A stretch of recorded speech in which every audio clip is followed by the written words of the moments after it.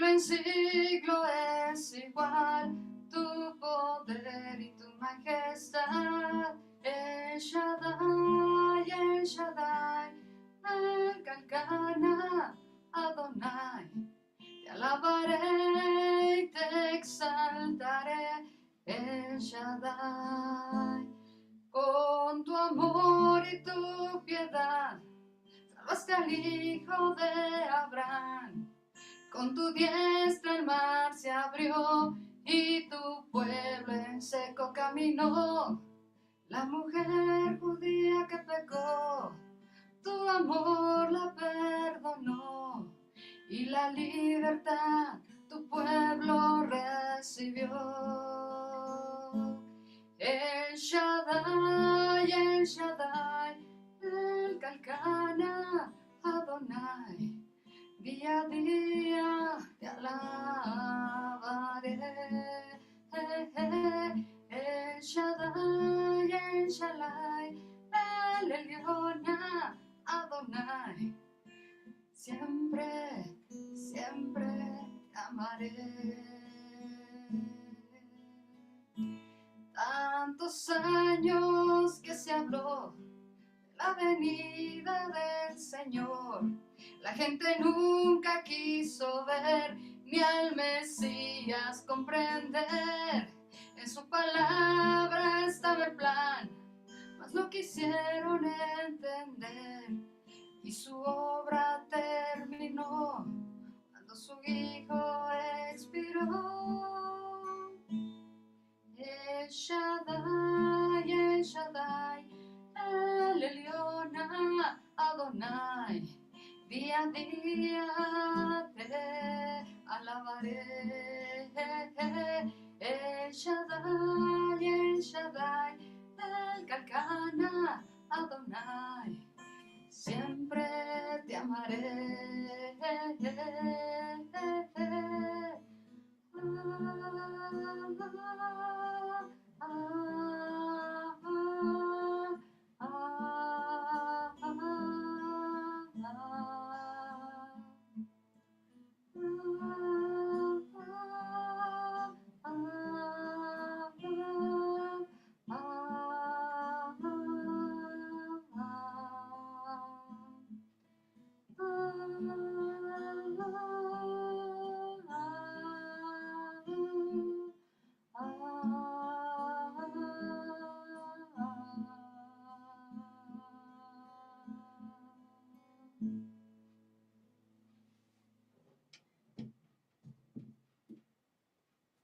El Shaddai. Sean ustedes bienvenidos a esta comunidad apostólica en comunión, procurando siempre mantener la unidad que proviene del Espíritu Santo por medio de la paz que nos une a todos, porque hay un solo cuerpo, un solo espíritu, una sola esperanza, una sola fe, un solo bautismo y un solo Dios y Padre de todos. Recordemos una de las confesiones de nuestra fe en la que cree Comunidad Apostólica. Número 1, Jesucristo es el Verbo eterno de Dios que se hizo humano, engendrado por el Espíritu Santo en una mujer virgen que se llamaba María. Es nuestro profeta, sumo sacerdote y rey, que vivió mostrando el amor de Dios, murió en la cruz y resucitó al tercer día corporalmente. El apóstol Pablo, en su epístola primera a los Corintios, capítulo 1, verso 10, nos recuerda, Biblia, Reina Valeria 1960, os ruego, pues, hermanos, que por el nombre de nuestro Señor Jesucristo, que habléis todos una misma cosa y que no haya entre vosotros divisiones, sino que estáis perfectamente unidos en una misma mente y en un mismo parecer. Así también estemos siempre, día a día, preparados para la venida de Jesús, es decir, la parusía. El Evangelio de Mateo, capítulo 24, versos del 29 al 31, Nueva Biblia Viva, dice: una vez que la persecución de aquellos días haya cesado, el sol se oscurecerá, la luna no dará luz, y las estrellas del cielo y los poderes que están sobre la tierra se conmoverán. Entonces aparecerá en el cielo la señal de mi venida, y el mundo entero se ahogará en llanto al verme llegar en las nubes del cielo con poder y con gran gloria. Enviaré a los ángeles delante de mí para que con toque de trompeta junten a mis escogidos de todas partes del mundo. Maranata, ven Señor, o el Señor viene.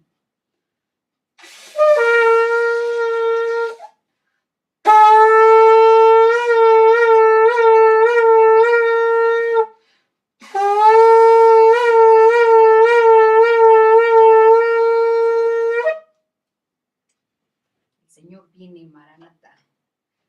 Siempre estemos preparados, conscientes. Un pensador cristiano dijo que hay que gozarnos en obedecer a Dios, descansar en su amor, alimentarnos en hacer su voluntad, la cual es buena, agradable y perfecta.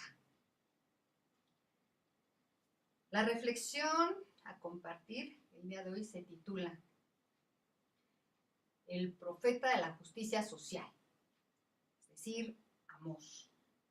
¿Qué significa Amós? El que lleva la carga. Y por cierto, sí, hablando de carga, esperemos, ¿sí?, que en nuestro gimnasio espiritual todos estemos, porque hoy nos tocó Proto Isaías, capítulo 27, ¿sí? Ay, que no nada más sean doctrinas abstractas aquí, sino que se bajen al corazón en la praxis, ¿sí? De aquí a acá, con la ayuda de Dios, porque sabemos que la palabra es vida, pero lo que le da vida a la palabra es el Espíritu Santo. ¿Sí? Para que hayan esos cambios profundos, ¿sí? El corazón, con vida, ríos de agua viva. Y con la ayuda de Dios es posible. Que recordemos que nadie es fuerte en sus propias fuerzas. Gracias a Dios hemos nacido de nuevo y no nos jactamos de eso, porque llevamos la cruz día a día, ¿sí? Y en Cristo día con día estamos crucificados. Y como el apóstol Pablo dice, ya no somos nosotros, sino es Cristo quien vive en nosotros.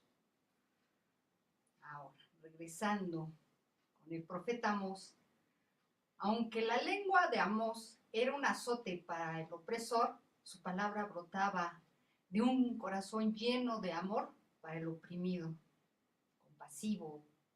Su mensaje se centra en anunciar la opresión de los pobres y la falta de justicia en Israel. ¿Cuál era el ambiente de esa época? Recordemos, porque pues día 1 de enero del 2026 empezamos con Amós. ¿Sí? Recordemos que lo dividieron en 9 capítulos. Entonces el ambiente de Israel disfrutaba de paz, prosperidad económica. Debido a su buena situación, el pueblo se había vuelto egoísta y materialista. La gente acomodada no tenía en cuenta las necesidades de los momentos de aquellos que eran muy desafortunados, ya que pues sí vivían momentos de mucha escasez. El pueblo era egocéntrico, indiferente hacia Dios. Y uno de los textos clave sería el capítulo 5, verso 24. En la Biblia, la palabra de Dios para todos dice: mejor hagan que la justicia fluya como el agua y que sean solidarios de continuo como una fuente inagotable. En la Biblia, traducción del lenguaje actual, dice lo siguiente: mejor traten con justicia a los demás y sean justos como yo lo soy, que abunden sus buenas acciones como abundan las aguas de un río caudaloso. En la Nueva Traducción Viviente. En cambio, quiero ver una tremenda inundación de justicia y un río inagotable de rectitud. La Biblia, el mensaje, la pregunta que Dios hace, ¿saben lo que quiero? Busco justicia, un océano de justicia, anhelo equidad, ríos de equidad. Eso es lo que quiero, es lo único que deseo. Entonces Dios nos pide que seamos justos, Dios nos pide que seamos rectos.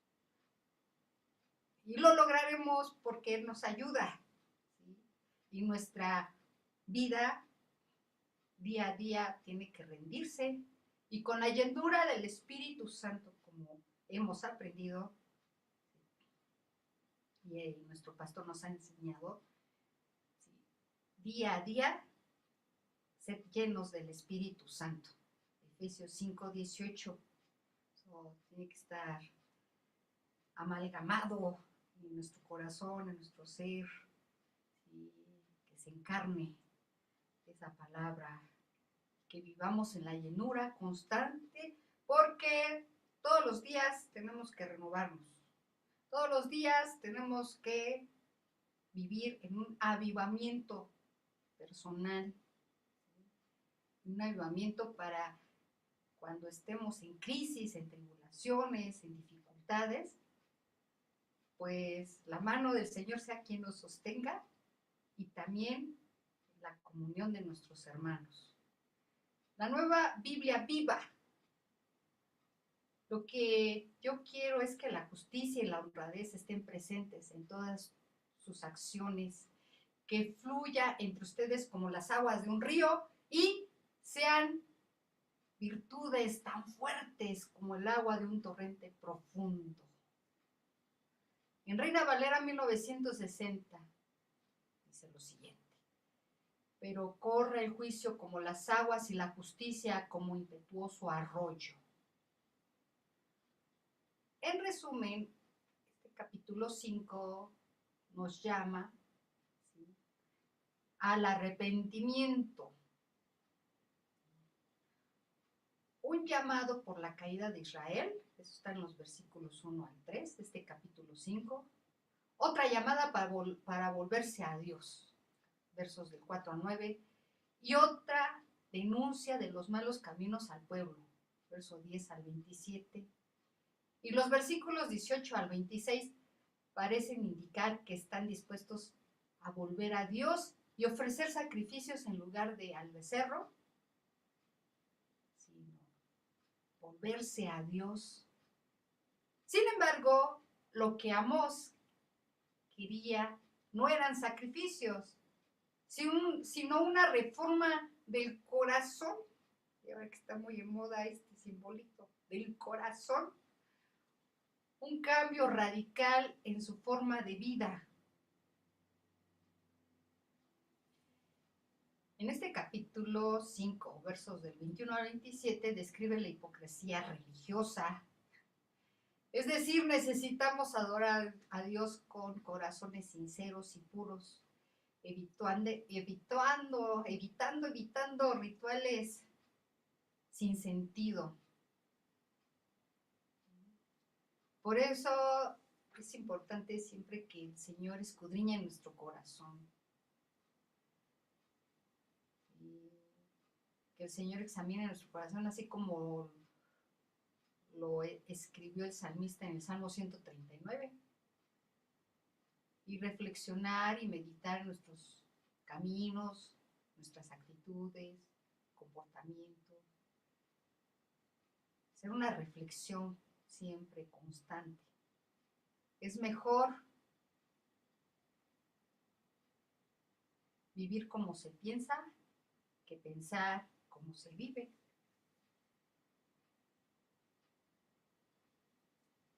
¿Quién escribió este libro? Todos lo sabemos.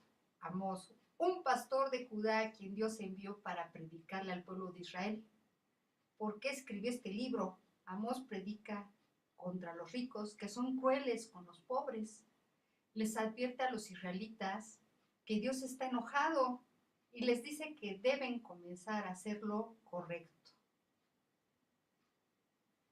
Haciendo un paréntesis, recordando lo que enseña el libro de Proverbios sobre los ricos, sobre los pobres.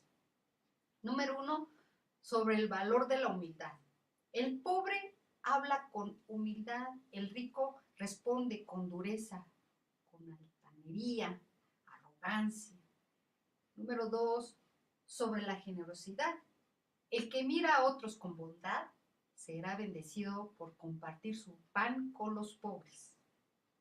Número 3, sobre las apariencias. Hay quienes pretenden ser ricos y no tienen nada.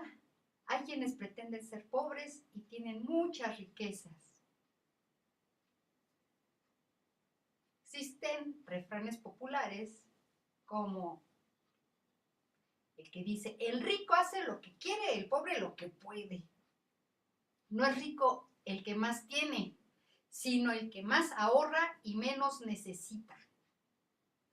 No es pobre el que tiene poco, sino el que mucho desea. Por eso es muy importante escudriñar la escritura, porque por allí hay un apóstol de la teología de la prosperidad, o el evangelio de la prosperidad, como ellos llaman, que dice, no den a los pobres, ¿sí? Todo tiene que ser para mí, así dijo el apóstol, para mí. Eso de dar a los pobres, eso Dios no lo ha dicho, sino que todo tiene que dármelo a mí, porque yo soy su padre espiritual. Y entonces, pues obviamente con un pensamiento crítico y obviamente pues no se necesita gran cosa ni ser espiritual, ¿no? Para darte cuenta que hay codicia en esa persona. ¿Sí? Y que obviamente que las personas que no les gusta leer menos la Biblia, se van a dejar llevar por el carisma de esa persona que tiene megalomanía. Y a donde va, y se va la gente, y ahí va. No, la palabra es clara. ¿Sí? La palabra es clara. El que mira a otros con bondad será bendecido por compartir su pan con los pobres. Ahora, si sabes que la otra persona pues tiene recursos, ¿sí? Y que también puede él pagar sin que tú lo hayas invitado, pues conviven, ¿no? Y cada quien paga lo suyo y son felices, ¿no? ¿Sí? O si lo invitaste, pues qué bueno, ¿no? Dar de lo que tienes a la otra persona, porque también creo que te ha correspondido en alguna ocasión de tu vida, pero darlo con generosidad, no como, ay, le voy a tener que pagar el desayuno a esta persona, o ay, lo voy a tener que invitar así como por,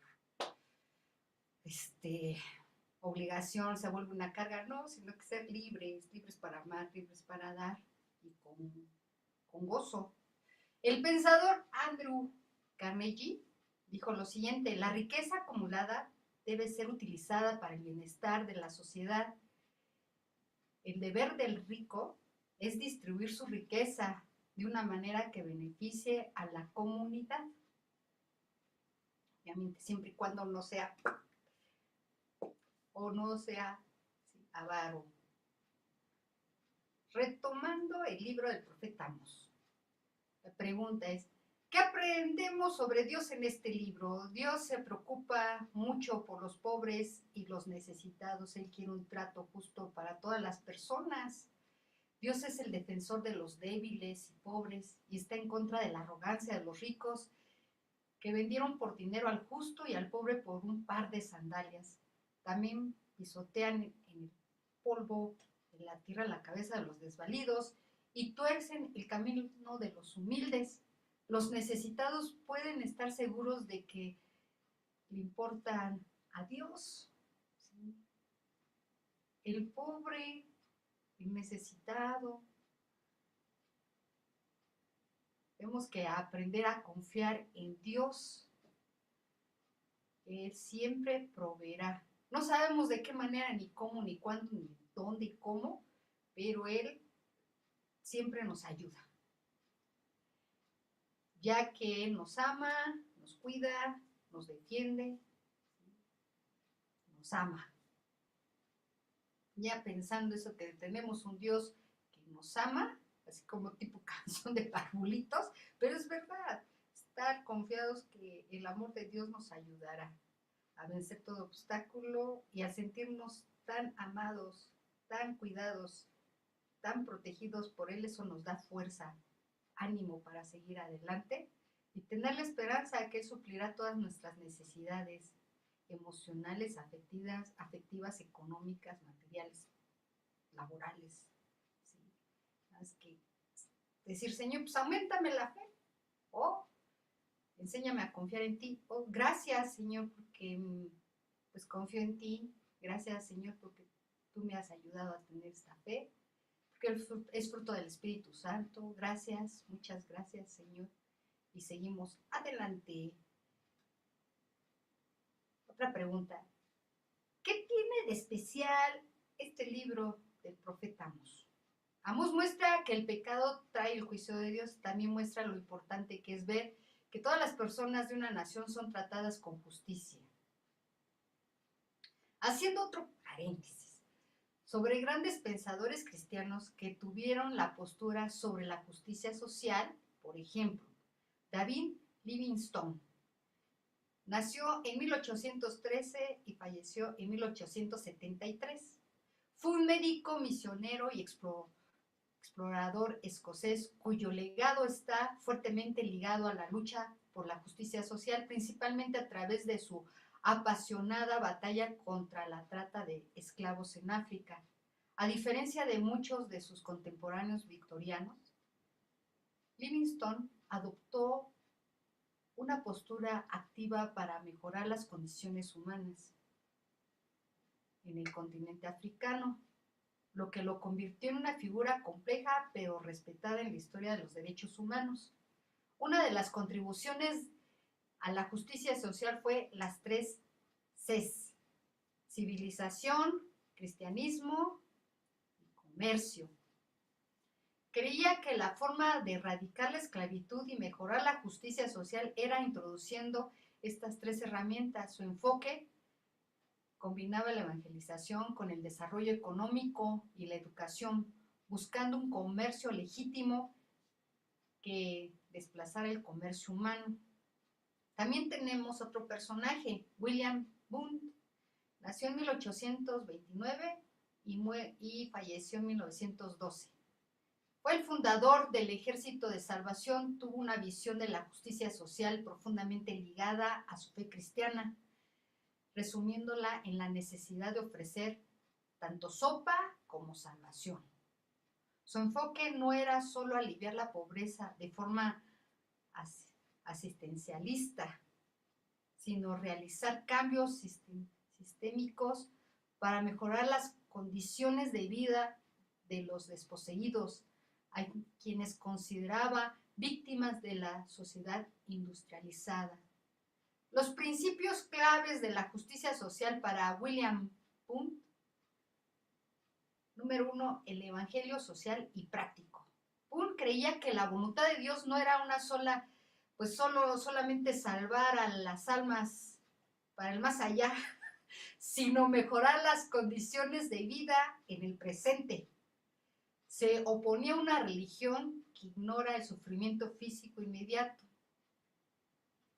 Número 2, reforma, no solo asistencia. Buscaba eliminar las causas de la pobreza mediante centros de capacitación laboral, bancos para los pobres, asistencia legal y agencias de búsqueda de personas desaparecidas.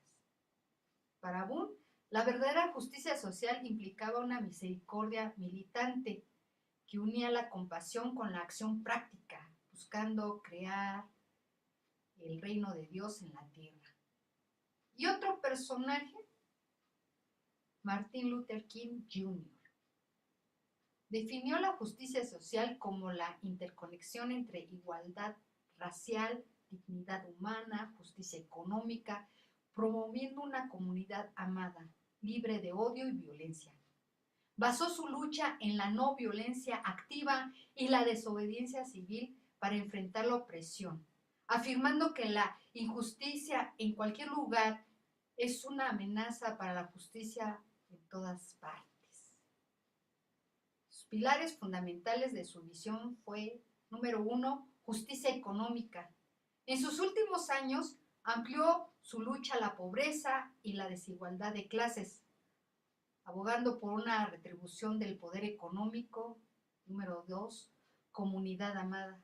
Buscaba una sociedad reconciliada, no solo con ausencia de tensión, sino una presencia de verdadera justicia e igualdad, reflejando, ¿sí?, en su famoso discurso, tengo un sueño, que resumiendo en una sola frase se refiere a todos los hombres son creados iguales. Su legado perdura como un símbolo de resistencia pacífica y lucha contra la discriminación, la pobreza y la desigualdad. Ahora, retomando el libro de Amós, otra pregunta, ¿cuáles son algunos de los versículos más importantes de este libro? Sí, cuando habla sobre hacer justicia, sí, es en el capítulo 5, versos del 7 al 15, cuando nos habla de que los ricos que no se interesan por los pobres, es en el capítulo 6, versos del 1 al 7, y nos habla sobre lo que Dios hará con los que oprimen a los pobres, ¿sí? Capítulo 8, versos del 4 al 14.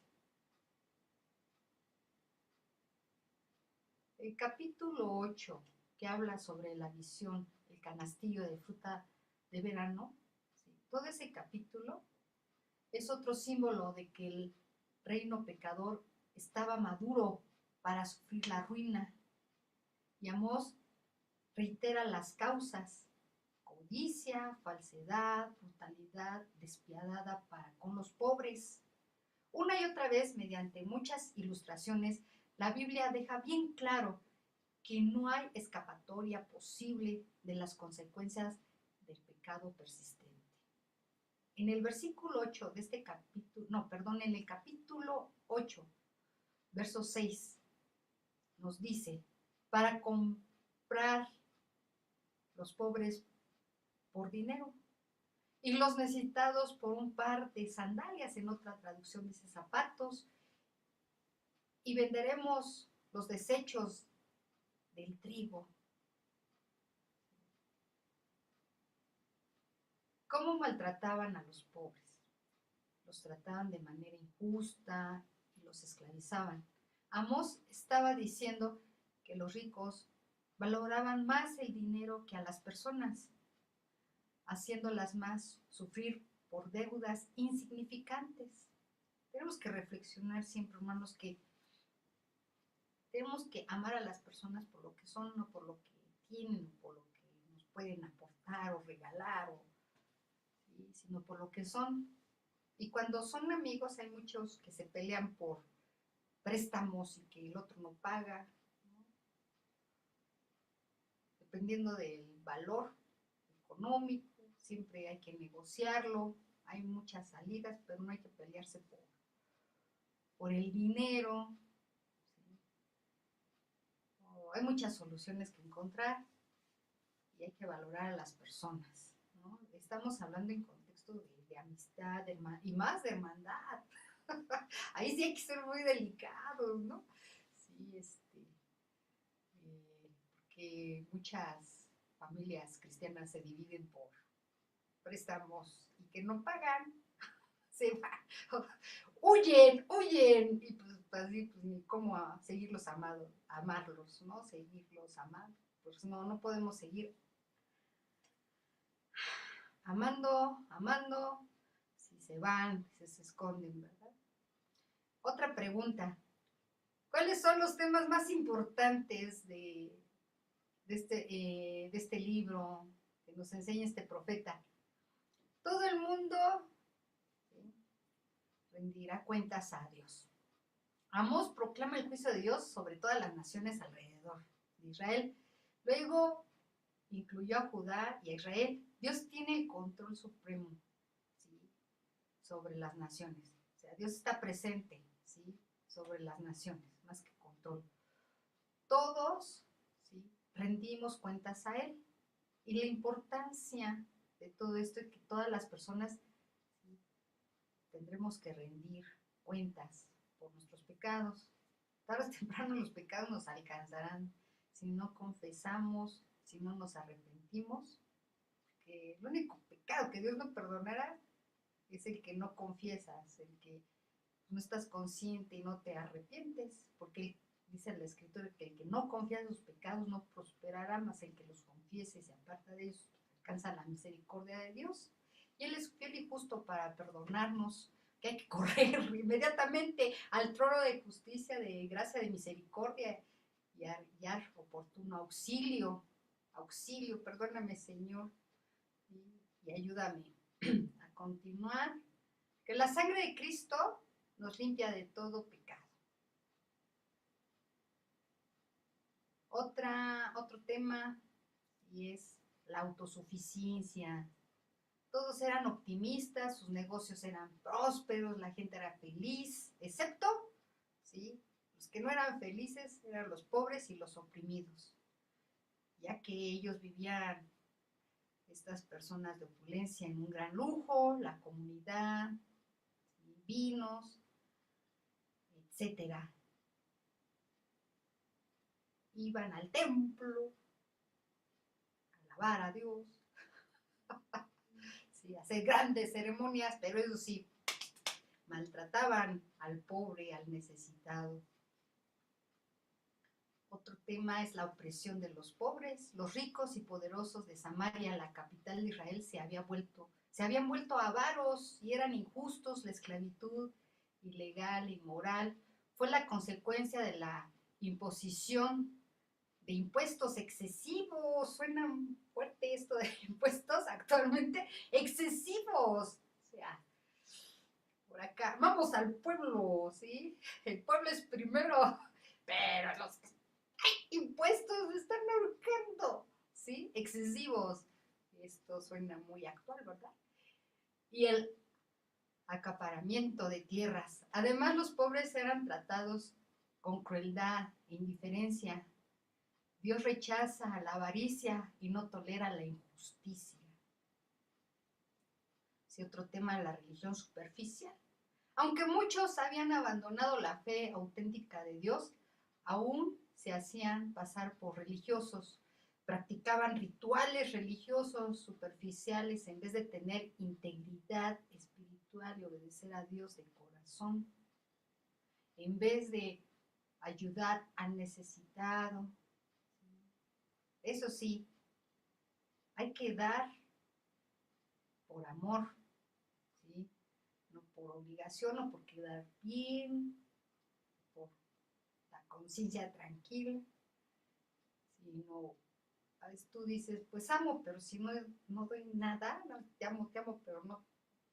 Uno siempre cuando amas, hay en tu corazón, esa capacidad de compartir lo que tienes, lo que puedes.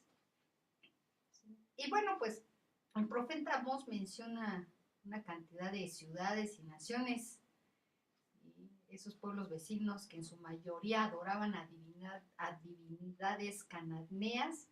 También profetiza contra Judá porque ha violado su pacto con Dios, e Israel está bajo el juicio divino, dado que su liderazgo político-religioso no solo se ha vuelto hacia las divinidades falsas, sino además oprime económicamente al pueblo. La corrupción carcome a la sociedad israelita. El libro del profeta Amós es una obra poética y profética, rica en recursos literarios que intensifican su mensaje de juicio, justicia social. El profeta Amós utiliza una gran variedad de figuras literarias poéticas. ¿Sí? Cuando nosotros leímos este libro, pues encontramos metáforas, símiles, sarcasmo, ironía, paralelismo, antítesis, personificaciones, imágenes vívidas, visiones simbólicas para denunciar la injusticia social. Su estilo es rico en colorido imaginario y frases elocuentes para transmitir mensajes de juicio y restauración. Por ejemplo, hay una fórmula numerológica, 3 más 1 o n más 1, es decir, utilizada para indicar que el colmo de la maldad ha sido alcanzada, expresada como: por 3 pecados o por 4 no invocaré su castigo. Muy común en los oráculos contra las naciones. Eso lo encontramos en el capítulo 1 y capítulo 2 de Amós. Por ejemplo, por 3 pecados de Damasco y por el 4 no revocaré su castigo. Esta estructura sirve para indicar una gran cantidad, reitero, o acumulación de pecados o ofensas que colman la paciencia divina. También están los oráculos contra las naciones, una estructura poética usada para declarar juicios sobre los vecinos de Israel y finalmente sobre Israel mismo. Están las metáforas o imágenes figurativas, como vacas de Basán, en capítulo 1, verso 1. Es capítulo 4, versículo 1, donde dice: describe a las mujeres de Samaria como opulentas, explotadoras de los débiles, y comparándolas con ganado bien alimentado para resaltar su egoísmo y opresión a los débiles. Ellas eran las vacas de Basán. Justicia como aguas y ríos. Como leímos anteriormente en el capítulo 5, verso 24, corra el juicio como las aguas y la justicia como impetuoso arroyo. También la casa de Israel como una virgen caída. En Amós 5:2, cayó la Virgen de Israel y no podrá levantarse más. O la casa de marfil para la opulencia, el capítulo 3, verso 15. También el fuego divino, capítulo 1, verso 4, capítulo 2, verso 5, que simboliza el juicio destructor de Dios. El león que ruge representa la voz de Dios y el peligro inminente. Capítulo 1, verso 2, capítulo 3, verso 8. La plomada, capítulo 7, versos del 7 al 9, simboliza la norma de justicia de Dios que demuestra la desviación de Israel. También tenemos la hipérbole o exageración. La descripción de quemar los huesos de un rey hasta hacerlos cenizas en el capítulo 2, verso 1. Se dice que en el mundo antiguo las personas pensaban que quemar los huesos impedía que el espíritu del muerto descansara. Creían que un sepulcro digno proporcionaba descanso. También la destrucción total. En Amós 9:1, imágenes donde el Señor golpea los capiteles para que retumben los umbrales y caiga sobre la cabeza del pueblo. Hay preguntas retóricas, por ejemplo, empleadas para demostrar la inevitabilidad del juicio, como en la serie de preguntas que podemos leer en capítulo 3, versos del 3 al 6. Existe la ironía y la sátira, utilizadas para ridiculizar la falsedad y la falsa piedad,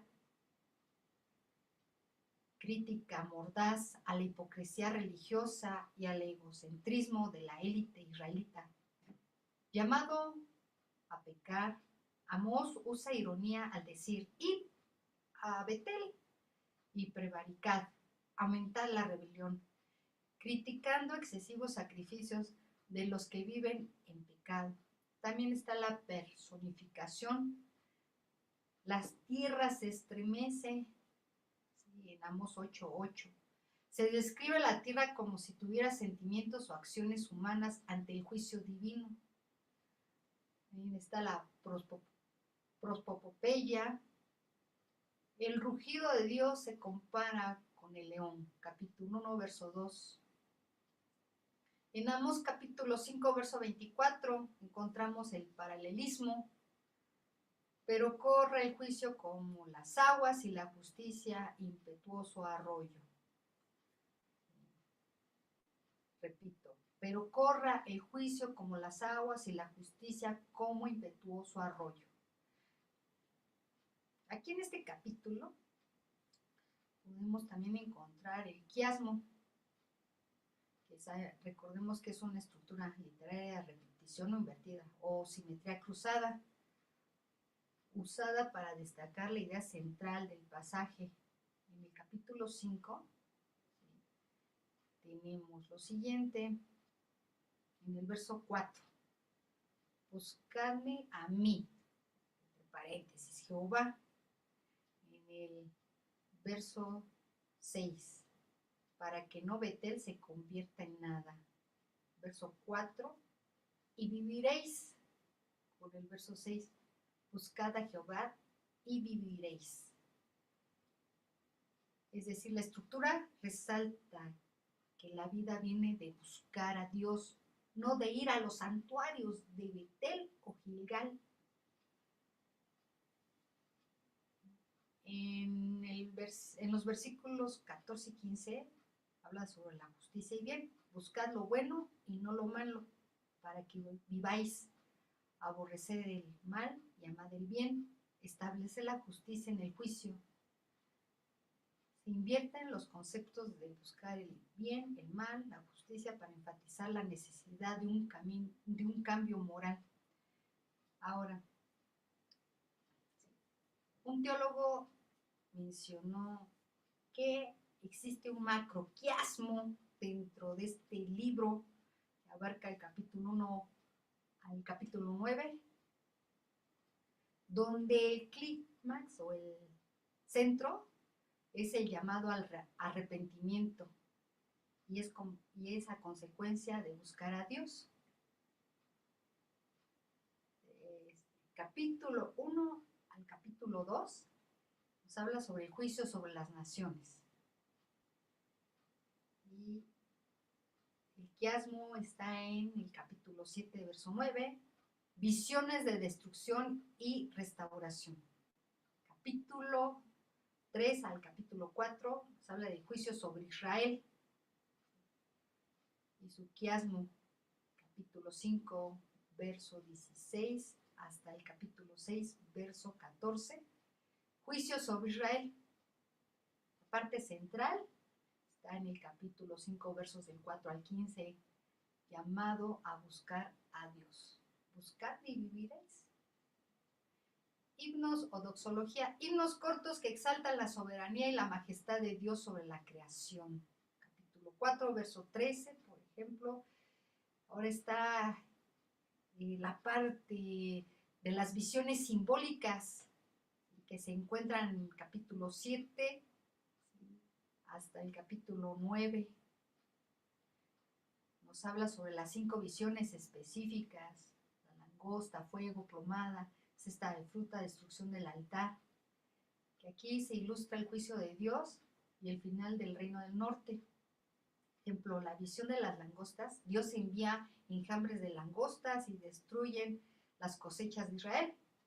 El resultado es que Amós ora y Dios no envía su juicio.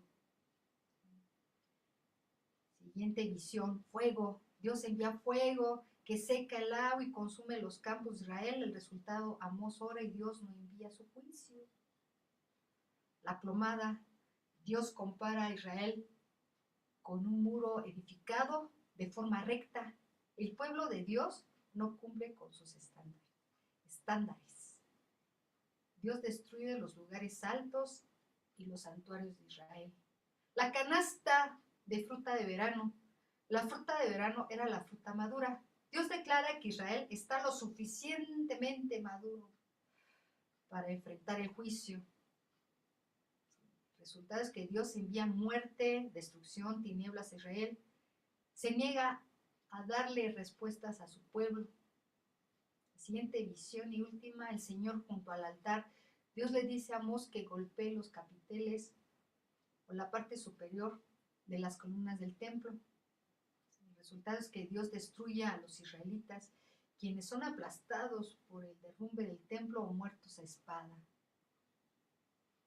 También existen el ay o los ayes, que es una interjección de lamento, denuncia y juicio divino, principalmente para denunciar la injusticia.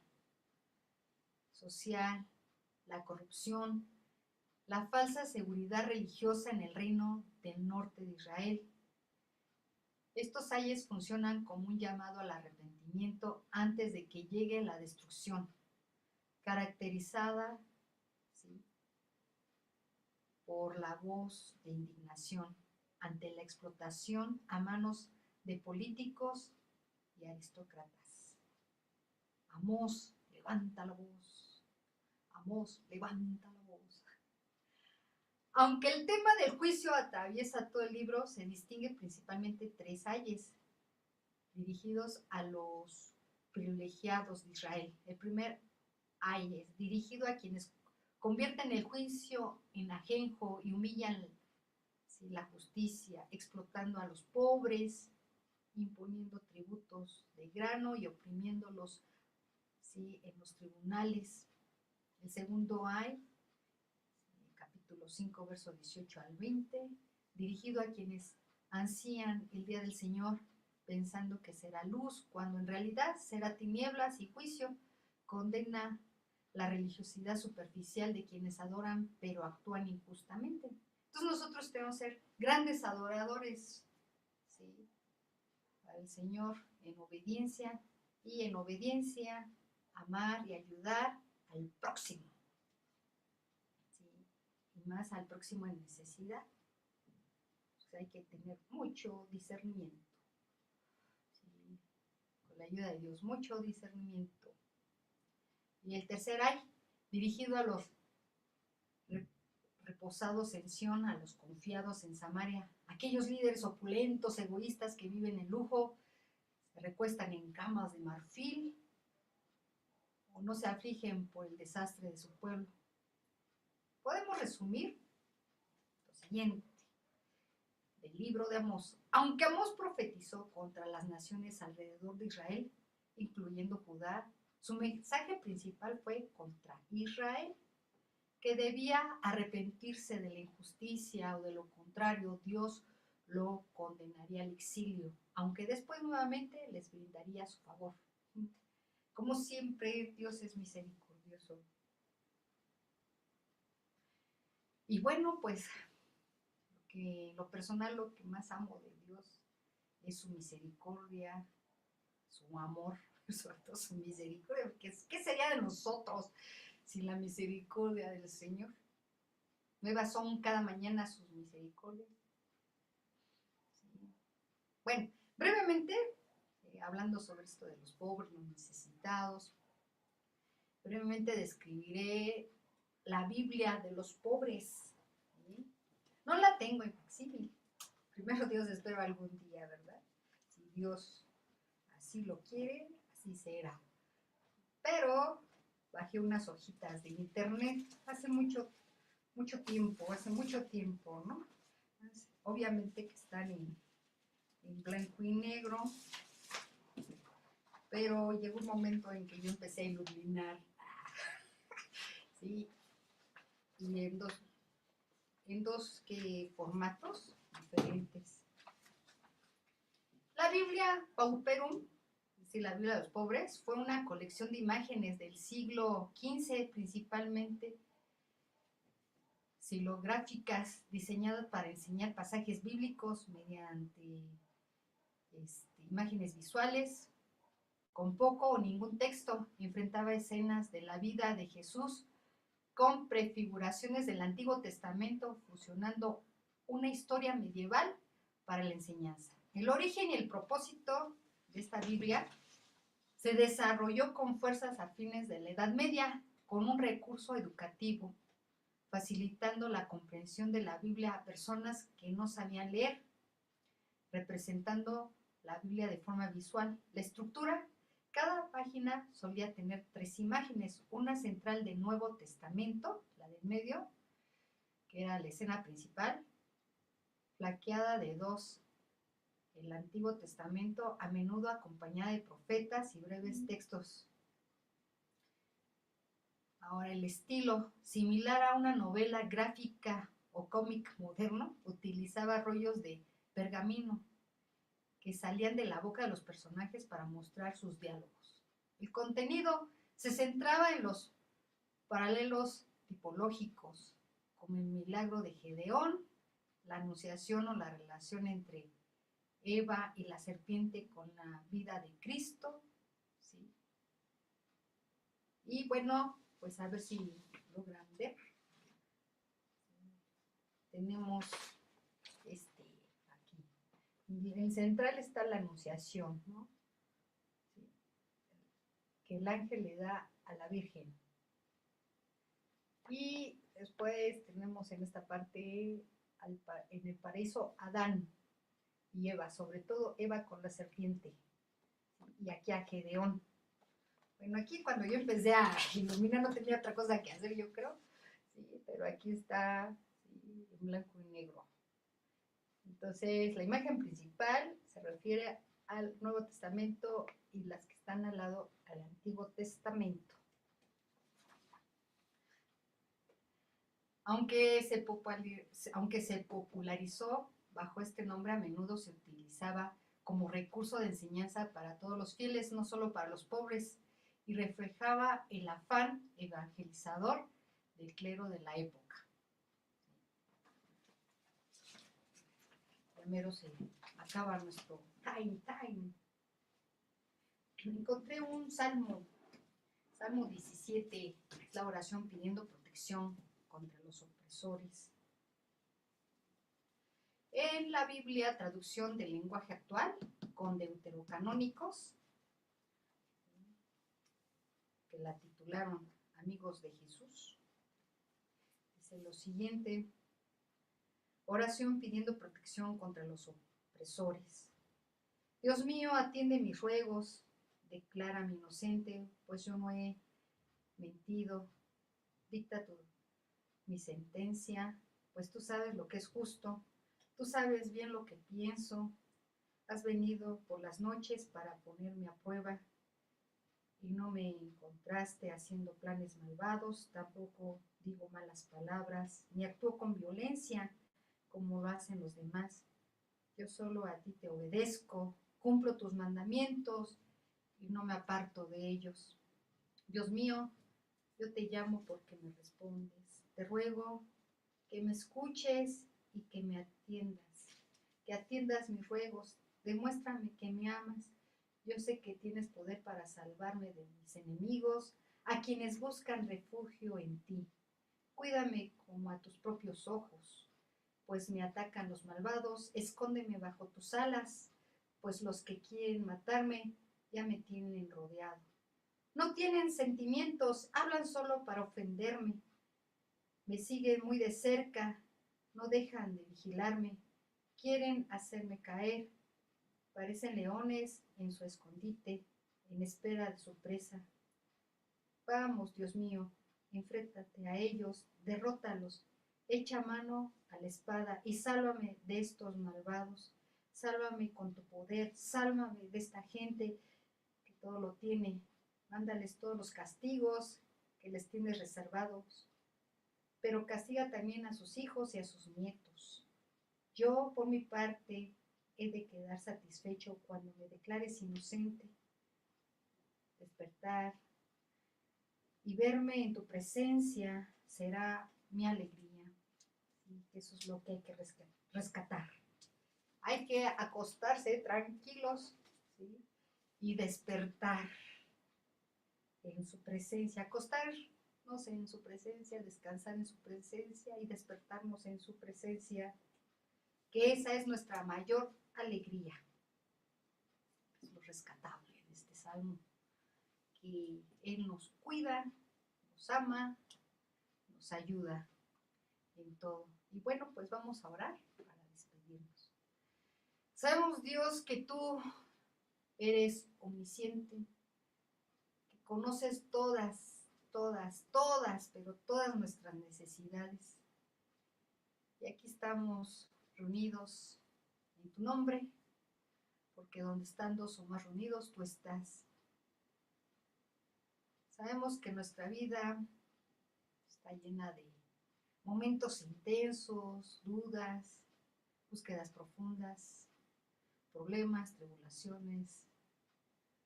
Pero hemos confiado en ti, Señor. que tú nos ayudarás y ayudarás a todos nuestros amados seres queridos, aún aquellos que no conocemos, que no están tan cerca de nosotros. Necesitamos, Señor, siempre estar en constante comunión contigo, tener esa palabra en nuestro corazón, la palabra hablada, la palabra cantada, porque tu palabra es medicina para nuestro cuerpo y refrigerio para nuestros huesos, esa palabra que sana, que inspira, que levanta el ánimo, que nos ayuda a aclarar nuestros pensamientos. Hoy y siempre ponemos en tus manos la vida de nuestro pastor, de nuestros pastores, de toda su familia, todos nuestros conocidos, familiares, para que sean salvos. Abre sus ojos, su entendimiento, su luz, que la luz resplandezca, la luz del Evangelio resplandezca en medio de las tinieblas. Porque, Señor, sabemos que aunque moremos en tinieblas, tú siempre serás nuestra luz, que esa luz, que esa palabra resplandezca en nuestros corazones, en el corazón de todos nuestros seres amados, todos los que no conocemos aún. ¿Sí?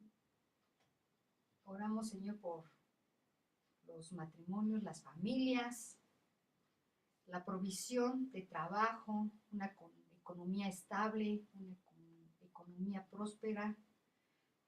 Ayúdanos a tener ideas, a tener esa capacidad para seguir adelante, hacer negocios, desempeñar bien nuestro trabajo, buscar recursos.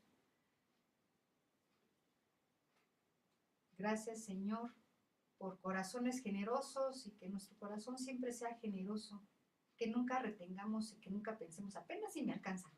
No, Señor, ayúdanos para que siempre, pues, tú nos ayudes a satisfacer nuestras necesidades y también a compartir. Ser sensibles a las necesidades de nuestro prójimo. También, Señor, te pedimos por que tú sanes los cuerpos que están enfermos, todos nuestros hermanos que estén padeciendo alguna enfermedad del corazón, de diabetes, cáncer, enfermedades del hígado, enfermedades del cerebro vasculares, enfermedades pulmonares, insuficiencia renal, entre otras enfermedades. Conoce, Señor, a nuestros hermanos que están padeciendo todas estas enfermedades. Sabemos que tú eres un Dios todopoderoso y ponemos en tus manos, Señor, estas vidas, nuestras vidas. Gracias porque sabemos que tú tienes propósitos y planes para cada uno. Y creemos, Señor, que por tu ya hemos sido sanados y no desmayamos. Bendito Dios, porque los muertos no son los que te alaban, sino los vivos. Y creemos en los milagros, en maravillas, en señales, y que obres de acuerdo a tu buena, agradable y perfecta voluntad, Señor. Tenemos fe en ti, en tu palabra, y descansamos en tu amor. Gracias por las fuerzas que tú les das a nuestros hermanos que están pasando por estas tribulaciones, por estas pruebas, por estas enfermedades. Y fortalece, Señor, a sus familiares. Provee los recursos y da sabiduría a los médicos, bendito Dios, y todo lo necesario. Pero sobre todo, Señor, vamos hacia ti. ¿A quién iremos, Señor? Solamente tú tienes palabras de vida eterna y todo está en tus manos. Damos las gracias, Señor, por todo y en todo, y que esta palabra, Señor, realmente esté en nuestros corazones y nuestros pensamientos. Ayúdanos a no ser oyentes olvidadizos. Sobre todo, Señor, es tu palabra, independientemente del mensajero, ¿sí? Independientemente de uno. Que seas tú obrando en cada corazón. Gracias te damos. En el nombre de Jesús. Amén. Bueno, pues les envío un gran abrazo. Los amo mucho en el amor de Cristo. Bendiciones.